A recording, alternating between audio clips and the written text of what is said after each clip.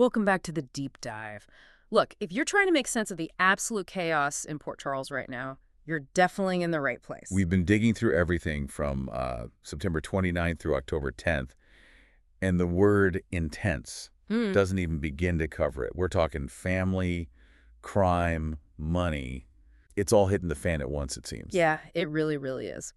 So, our goal today for you listening is basically to untangle all these threads.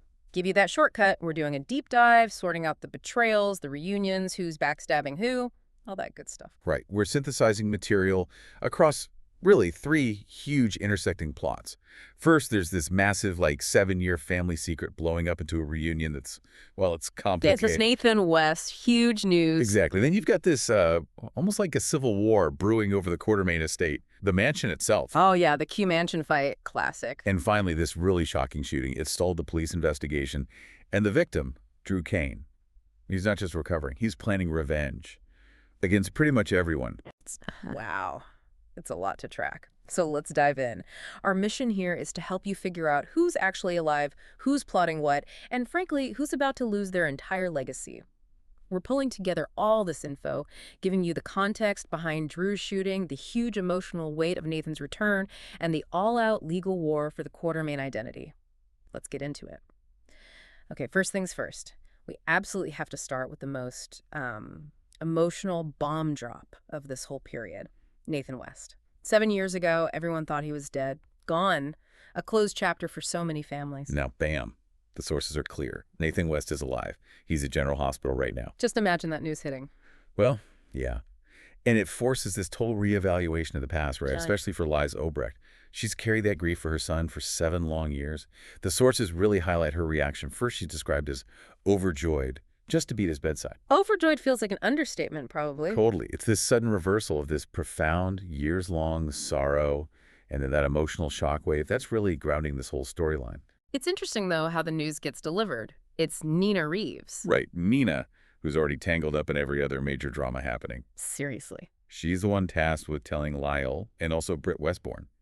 And Nina tells them, look, you're going to need each other to handle this. Which brings us straight to Britt, because the sources immediately raise a massive question about her. Yeah, this is fascinating. Remember, Britt herself was presumed dead not that long ago. Right. Another return from the quote-unquote dead. Exactly. So the sources are asking, point blank, could Britt have known her brother was alive this whole time? I mean, the coincidence is just staggering. Both siblings, children of Faison and Obrecht, both vanish, presumed dead, and both reappear. That connection feels significant, more than just a coincidence, maybe. It suggests something bigger is going on. It really does. You think about their parents, Faison especially. Faking deaths, secret organizations, weird science stuff. That history casts a long shadow. So if Britt did know, why keep silent for 7 years? That's huge. And if he didn't know, what does that say about whatever force managed to hide Nathan for so long? And why? Could it tie into her own disappearance? Her recent globetrotting assignments, maybe? It absolutely could. It points towards some kind of shadowy network, maybe shared enemies, or something related to their parents' past. Right. Or, yeah, maybe Britt's own mysterious recent past. We'll touch on that later, actually. Okay, but putting the potential espionage aside for a second, the reunion itself, the human part. Right. The namesake reunion, Nathan finally meets his son, James Nathan West. The son named after him, who never knew him. That's got to be the emotional core here. It is. It's supposed to be this moment of redemption, you know? Yeah. James grew up with his father as a hero, a memory. Now he's real. But there's always a but in Port Charles. Always. And this is a huge one. The sources highlight this really tragic irony.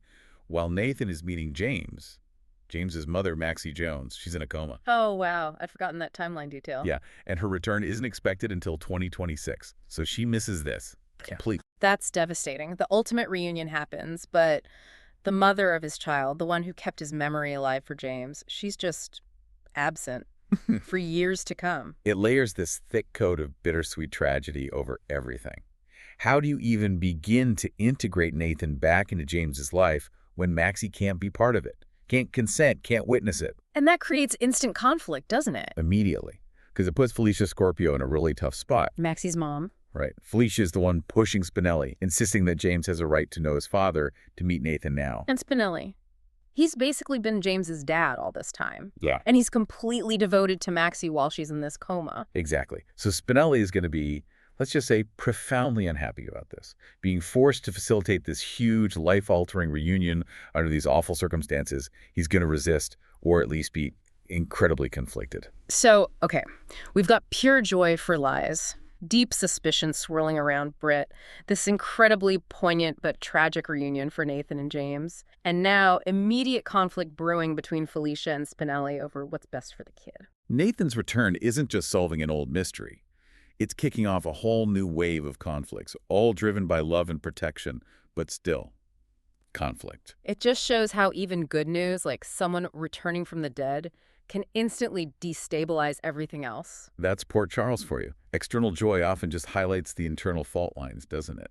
All right, so while the Westbourne-Obrecht clan is dealing with that emotional roller coaster, another major Port Charles dynasty, the Quartermains, well, they're gearing up for war over the house. Yeah, let's pivot from that complicated reunion to just pure property warfare.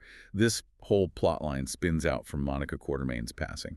And the Quartermain estate, the Q Mansion, it's not just a building, right? It's everything. It's their legacy, their history, the symbol of their power. The Thanksgiving dinners alone. Exactly. Losing that house means losing a piece of their identity and the battle lines. They get drawn immediately and dramatically. And who's leading the charge? Of course, it's Tracy Quartermain. She practically embodies the Q fighting spirit.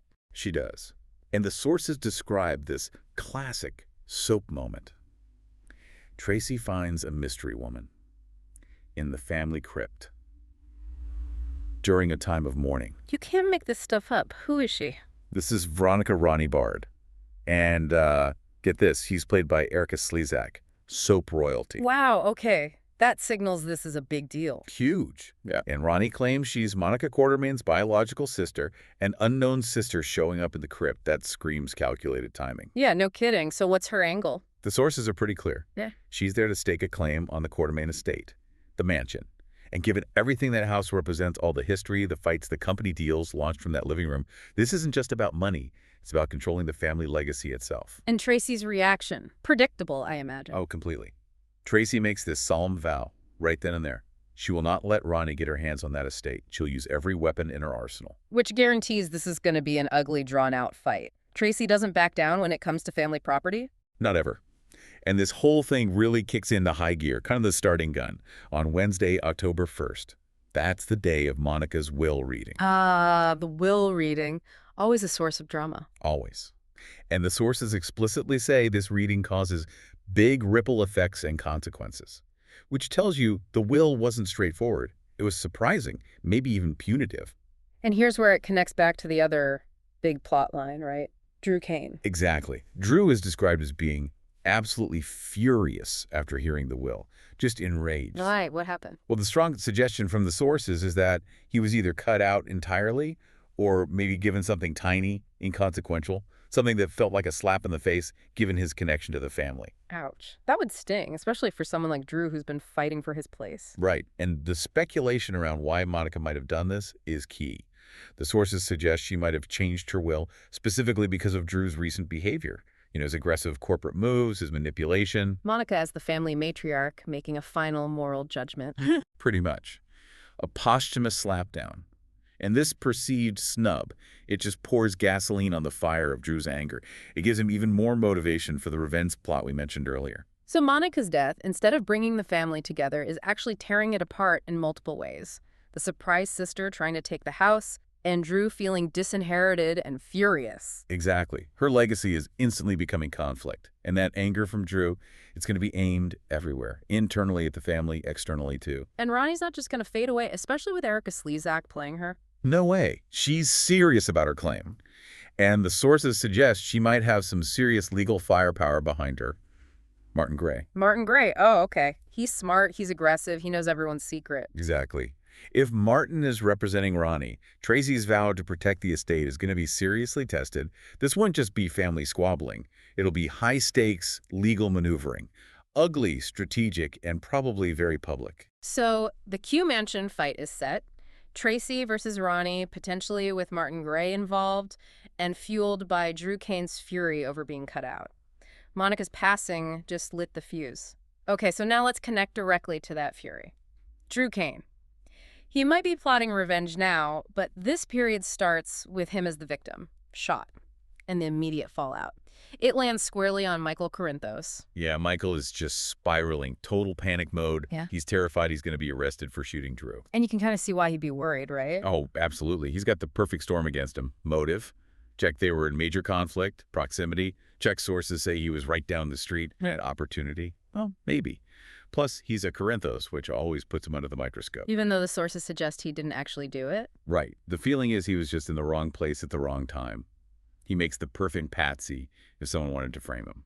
And his situation gets worse because of the witness, Justin Bracken.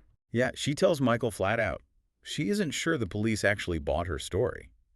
If her account is shaky or if she feels pressured, Michael's alibi basically evaporates. He's incredibly exposed. Especially if the cops are feeling pressure to make an arrest quickly. Exactly. But the official investigation, led by Anna Devane, is taking some turns. Fan is usually 2 steps ahead. Always. She gets some new evidence, and she calls it quite a turn of events. That phrasing suggests something significant shifted. Maybe they realized this wasn't just random. Maybe it points to something more calculated. Moving beyond the obvious suspects, perhaps. Could be. And that turn of events might be why Carly gets pulled in for questioning. Carly. She did make that very public threat against Drew. A very fiery, memorable threat to kill him, yeah. So if Anna's new evidence suggests the shooter had a long-standing personal grudge, Carly immediately vaults to the top of the list, which complicates things massively for Sonny and everyone trying to protect her. So the police are looking at Carly. Michael's sweating bullets. Yeah. What are Anna and Chase thinking? They seem convinced it's a setup. The sources say they're getting a search warrant specifically because they think the gun was planted. Planted somewhere to frame somebody. And do the sources name who they think orchestrated it? They point fingers strongly at Jen Sidwell. The implication is this was a professional hit, carefully orchestrated, which makes the idea of a successful frame job feel very, very real. Okay, so plan hit, planted gun, investigation, circling people with motive, but maybe not means or intent. But while all that is happening, Drew is in the hospital, recovering, and plotting. Yes, and this is where he shifts from victim to, well, aggressor. This is the ultimate betrayal threat, tying his anger right back to Michael. What's the plan? It's chilling. Drew tells Martin Gray, his potential lawyer, maybe confidant here, that he's going to claim he got his memory back, the memory he lost years ago. Okay. And he's going to say that recovered memory tells him Michael shot him. Whoa, that's cold. Using his own past trauma as a weapon. Completely. It connects his fury over the will being cut out by the Quartermaines, Michael's family, directly to a legal dagger aimed at Michael. What's his mindset here? How does he justify that? The sources paint a picture of pure consuming rage.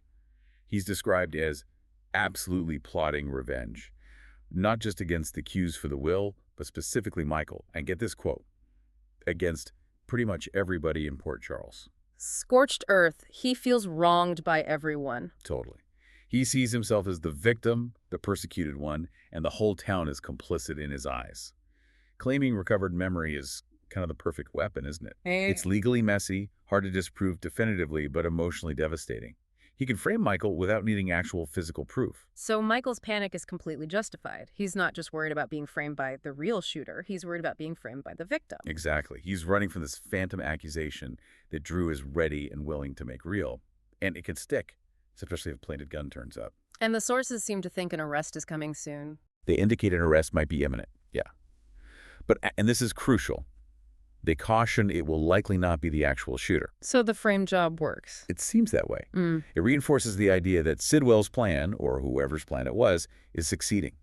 Someone innocent, maybe Michael, maybe Carly, is about to take the fall, either to satisfy the public or, maybe even worse, to advance Drew's personal vendetta. Wow. Okay, so the shooting and Drew's revenge plot are casting this huge shadow, but life and other crises don't stop, right?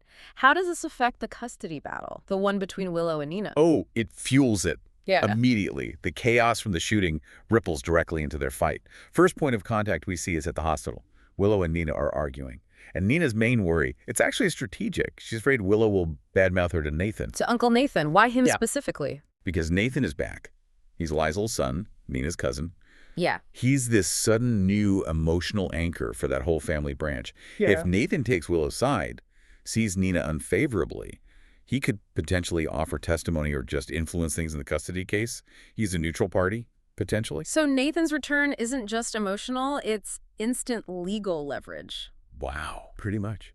But the really huge game changer for Willow, that comes a bit later in the week, and it ties directly back to Drew. How so? On Friday, October 3rd, Chase gives Willow some critical information. He tells her about bribery evidence they found.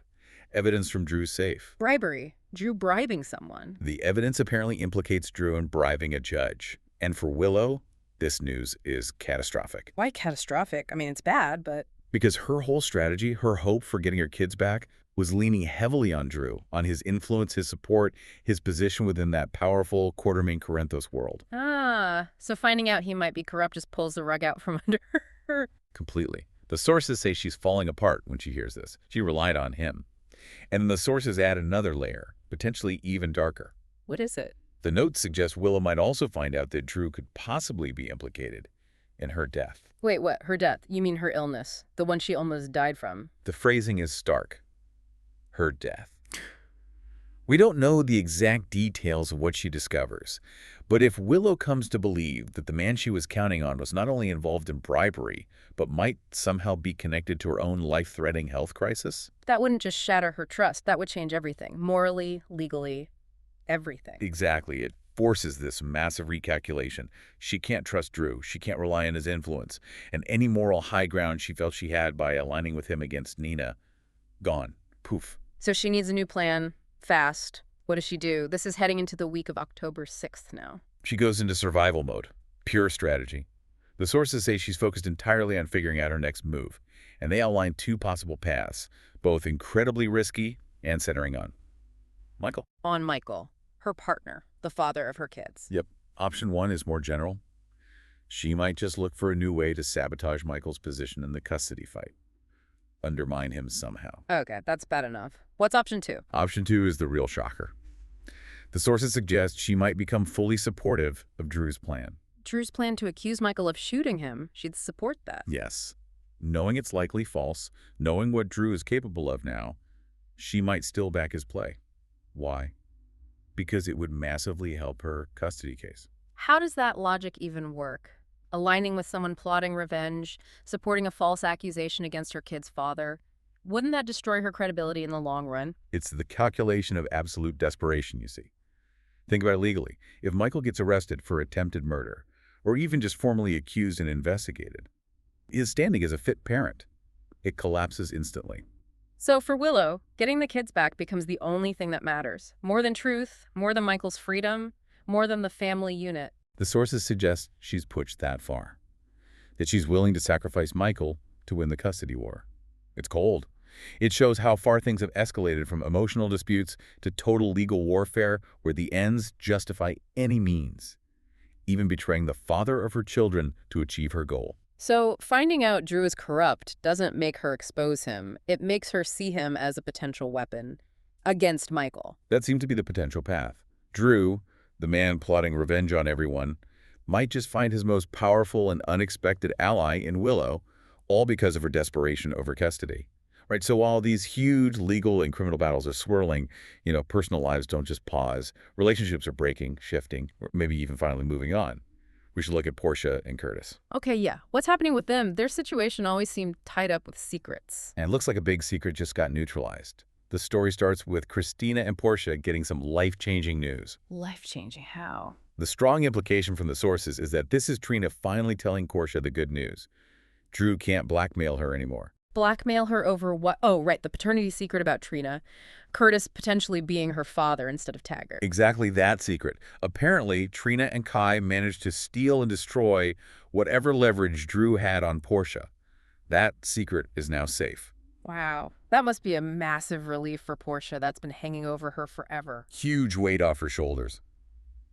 And she acts on this newfound freedom, instantly. The sources confirm she has officially called it quits on her marriage to Curtis. Done. Finished. No looking back. Seems like it. She's moving forward, apparently pursuing a new relationship with Dr. Isaiah Gannon. Remember him? the haughty doctor. Oh, right, so she's not wasting any time. Nope. Sources say he's ready to go for it, and so is she. It's a very definitive, immediate transition for her. Okay, so Portia's free and moving on. What about Curtis? How's he handling the quick quits? Well, he's processing. He's seen talking theory with Portia, maybe about the shooting, maybe just about her sudden new romance with Isaiah. But then the sources pose this interesting future question for Portia. Which is, How is she going to react if Curtis decides he's ready to move on too and start seeing Jordan again? ooh, Jordan. His ex, the police commissioner, that would definitely stir things up. So even though Portia initiated the split, the emotional complexities aren't over. Not by a long shot. Divorce fallout rarely is clean in Port Charles. Okay, who else is tangled up in personal drama mixed with crime? Well, there's this whole dynamic with Ava, Rick Lansing, and Alexis. It gets pretty intense. Ava's putting the screws to Rick Lansing. He's being uncooperative about something, so Ava tells him she has just the thing for him. That sounds ominous coming from Ava. Right. The clear implication in the sources is she's thinking about drugging him to get him to comply, which shows you Ava is still playing hardball, willing to cross major lines for leverage. That's incredibly risky. Does she go through with it? We don't know for sure, but almost immediately after this threat, the situation flips. Alexis Davis finds herself in some kind of danger. Alexis, how does she get involved? Unclear how, but she's in trouble, and Ava, maybe feeling guilty, maybe strategically needing Alexis, shows up in the nick of time to help her. Saves her. Ava playing the unexpected hero. Exactly. And later, they're seen chatting at Alexis's house, which suggests a level of trust or alliance there, despite Ava's methods. What are they talking about? Sources speculate it could be Ava needing an alibi, maybe related to whatever she did or didn't do to Rick, or perhaps they're dealing with the fallout from Alexis's dangerous situation. Ava's ruthless, but her alliances are complex. She and Alexis have history. And does Alexis do anything with this near information or alliance? Yes. She then issues a serious warning to Sonny. Okay, warning Sonny about what? Drew, Rick, Ava. Given everything else happening Drew's revenge plot, Rick's instability may be connected to Ava. It's likely Alexis is warning Sonny about one of them, probably Drew's plan against Michael, or maybe Rick being a danger that could affect Sonny's family. It ties the personal danger right back into the main crime plots. It's like a chain reaction. Ava pressures Rick, Ava saves Alexis, Alexis warns Sonny, all interconnected. Always. And amidst all this high-stakes drama and the Quartermain legal chaos, there's one tiny glimmer of potential family healing. Oh yeah, where? With Gio Palmieri. He makes a big decision, and the sources suggest it might be him moving back into the Q mansion. Really? After all the conflict with Brooklyn and Dante? Yeah, it hints that maybe he's starting to reconcile with them.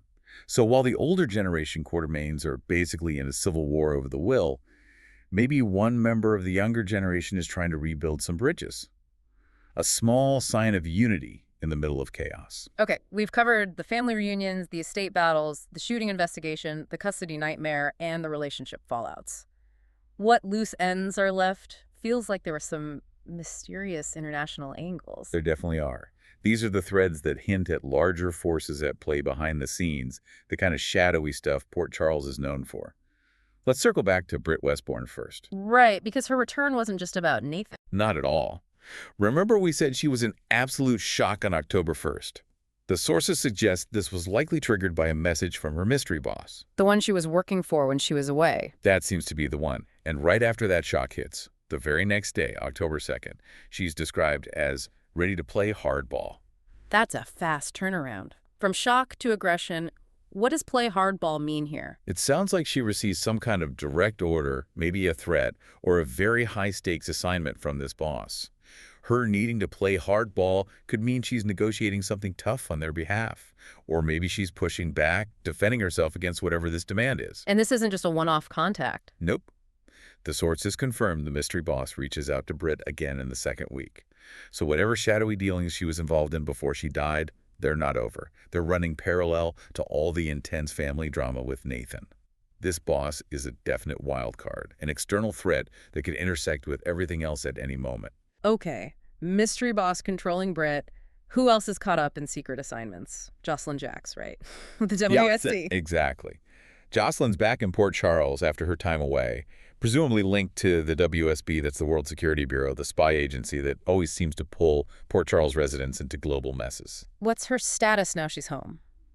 Well, There's some immediate speculation in the sources that she and Vaughn might try to sneak around behind the back of her WSB boss, Brennan, try to operate outside his control, maybe. Trying to get some agency back? Seems like it.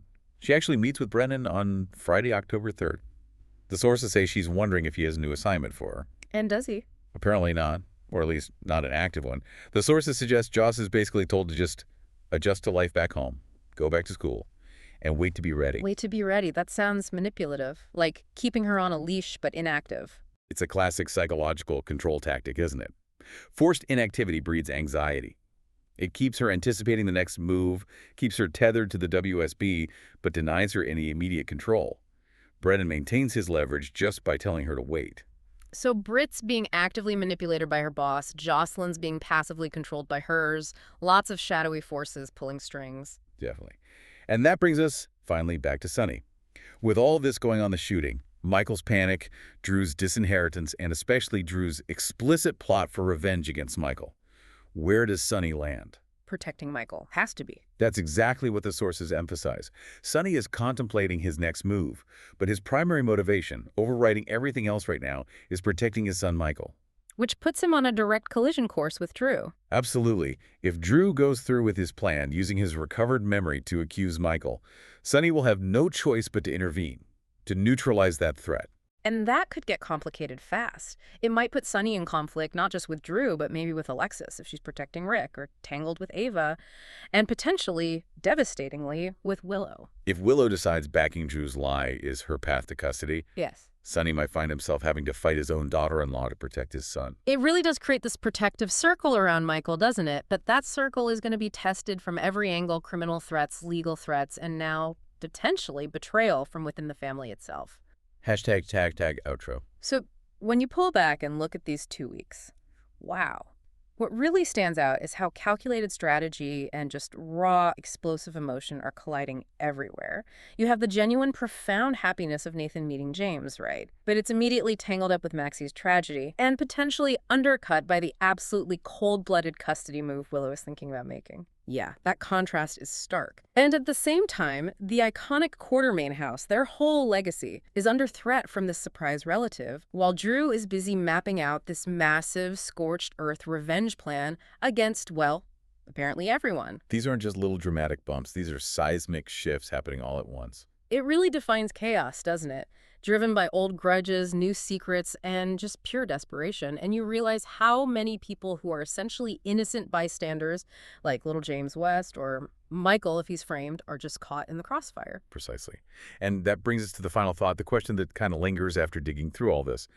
Given everything we've seen, Drew's plan for revenge against pretty much everybody, Willow potentially sacrificing Michael for custody, the fight over the Q estate, the secret manipulations by mystery bosses, what do you, listening to this, think is actually the greater threat to Port Charles' stability right now?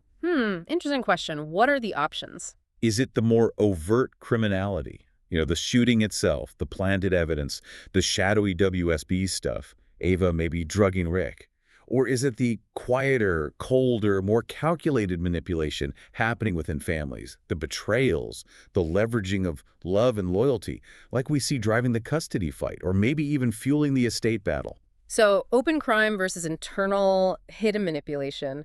Is the danger louder and external, or quieter and coming from inside the house? Exactly. Which poison is ultimately more corrosive to the town? That's something to chew on. Definitely something to think about as Port Charles heads into this next incredibly messy chapter. We'll be back to unpack more when you're ready for the next deep dive.